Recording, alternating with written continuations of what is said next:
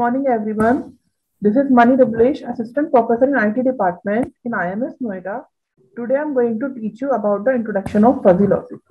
So, in this video, we will cover the topic fuzzy logic. What is fuzzy logic? What is fuzzy set? What is the difference between fuzzy set and classical set? Define membership function. What are the basic operations in fuzzy set we use? Fuzzy logic system and its example and advantage. Now, first question is what is fuzzy logic? We talk about real world. Our expression about real world, the way we describe this is are not very precise. Like height, temperature, this is not a precise data. So basically fuzzy logic is a logic which is not precise. Normally in real world we deal with this imprecise way. तो fuzzy logic क्या है आपका, जहां पर हम आपका dealing कर रहे हैं अपनी इम्प्रिसाइज डेटा की, तो वहां पर हम क्या किसका यूज कर रहे हैं, अपना फजी लॉजिक का. ठीक है. The logic which can manipulate imprecise data is fuzzy logic. ऐसा लॉजिक जो आपके इम्प्रिसाइज डेटा को मैनिपुलेट कर देता है, वो आपका फजी लॉजिक होता है. Who invented fuzzy logic? Fuzzy logic is invented by the day in UC Berkeley in 1965. What is the difference between classical set theory and fuzzy set theory? So fuzzy set theory basically the extension of classical set theory. तो हमें requirement क्यों requirement हुई हमें fuzzy set theory develop करने की? See basically जो आपकी classical set theory थी वो आपकी एक प्रिसाइज डेटा पे, क्रिस्प डेटा पे वर्क करती है, जहां पर आपके पास एग्जैक्ट बाउंड्री थी. बट जब हम रियल वर्ल्ड की बात करते हैं तो हमारे पास रियल वर्ल्ड में इम्प्रिसाइज डेटा होता है. अगर हम अपने ह्यूमन ब्रेन के अकॉर्डिंग बात करें तो अगर एक प्रॉब्लम की हमारे पास नंबर ऑफ सॉल्यूशन निकल के आते हैं, वो जो आपके पास डेटा है, that data is known as imprecise data. So basically, classical set theory work on sharp boundaries. On the other hand, fuzzy set theory does not work on sharp boundaries. Classical set theory is defined by the exact boundaries. That is, there is no uncertainty. Uncertainty of data आपके पास नहीं होगा. But fuzzy set theory works on ambiguous boundaries. That is, there exists uncertainty about the location. Okay. So fuzzy set theory we use in fuzzy controllers. और आपकी जो classical set theory है we use in widely digital system design. See, we have an example of classical A1, A2, A3, A4 and AN. A आपका classical set था, उसके अंदर कितने member थे आपके पास? A1, A2 up to AN. तो आप फजी सेट थ्योरी में आप किस पे वर्क करते हो? मेंबरशिप फंक्शन पे. हर एलिमेंट की, जैसे इसमें आपके पास एलिमेंट है A1, तो हर एलिमेंट की आपके पास एक मेंबरशिप वैल्यू होगी, या मेंबरशिप वैल्यू बोलो, मेंबरशिप ग्रेड बोलो, that is both are same thing. तो आपका जो मेंबरशिप ग्रेड है वो किससे डिफाइन किया जाता है? Mu A x.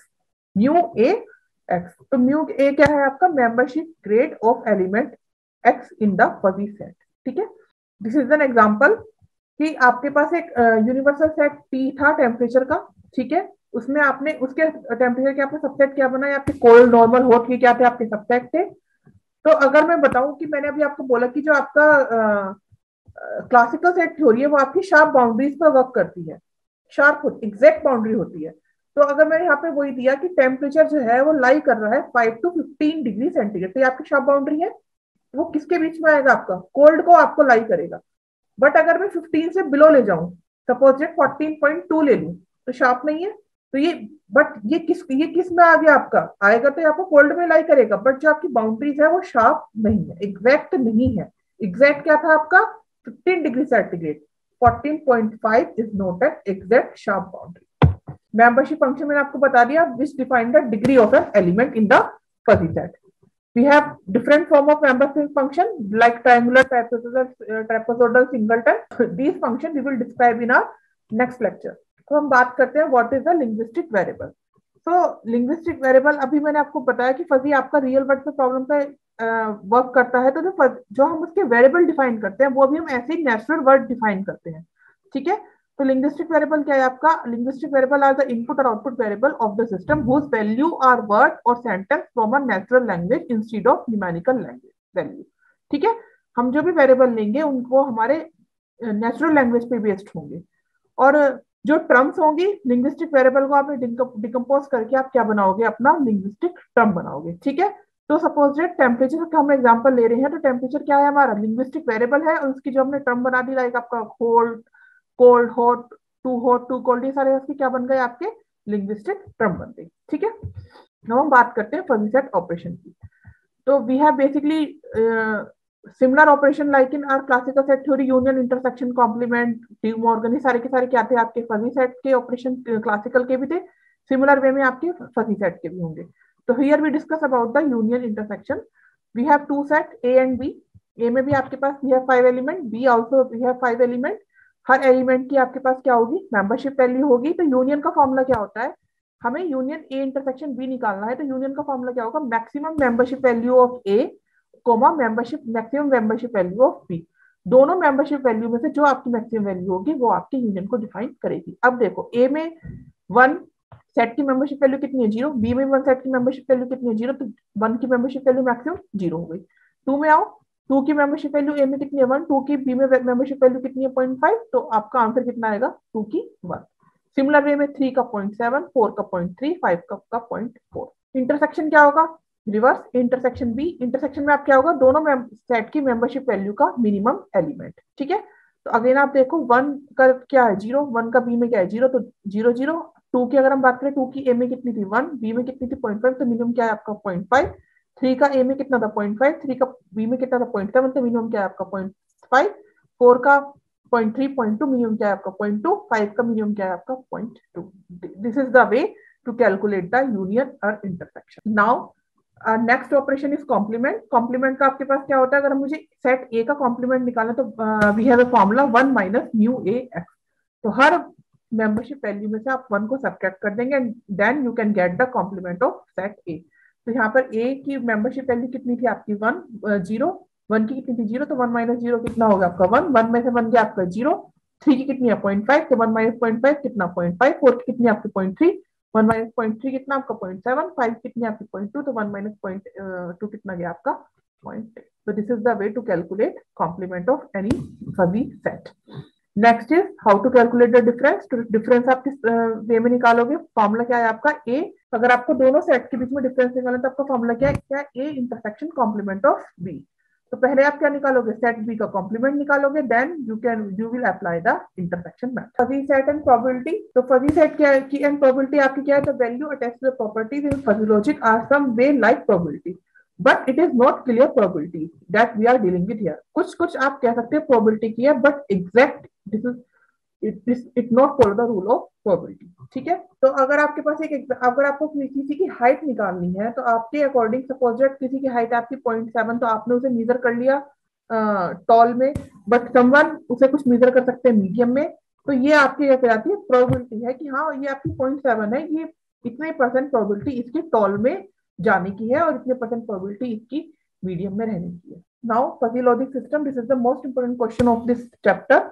Fuzzy logic system आपका किस पे वर्क करता है, इनफ्रेंस, फजीफायर और डी फजीफायर पे। ठीक है, now will explain each and every term.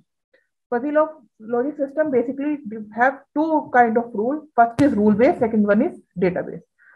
इन दोनों को कंबाइन करके आप क्या बना रहे हो, अपना नॉलेज बेस। ठीक है, तो rule base containing a number of fuzzy if then rules. Rule base का जो है वो किस पे फॉलो करता है, आपके इफ देन अप्रोच को फॉलो करता है।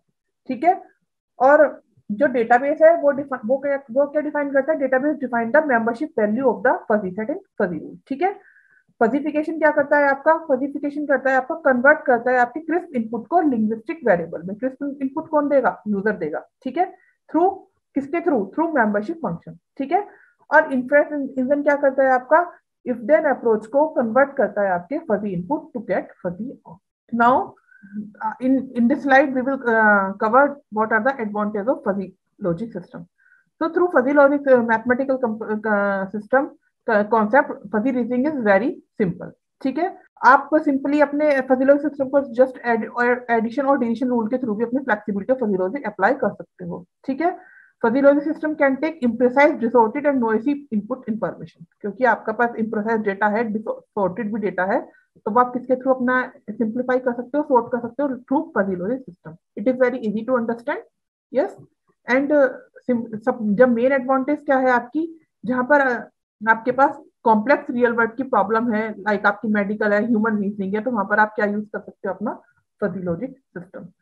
एडवांटेज क्या है आपका, जो आपके सबसे आपको हर फंक्शन के लिए मेंबरशिप फंक्शन रिक्वायर होगी, which is not very easy task. ठीक है, दूसरी आपका क्या है कि ये आपका एक्यूरेट डेटा, आपको एक्यूरेसी ऑप्टिमम वैल्यू जनरेट नहीं करती, ठीक है।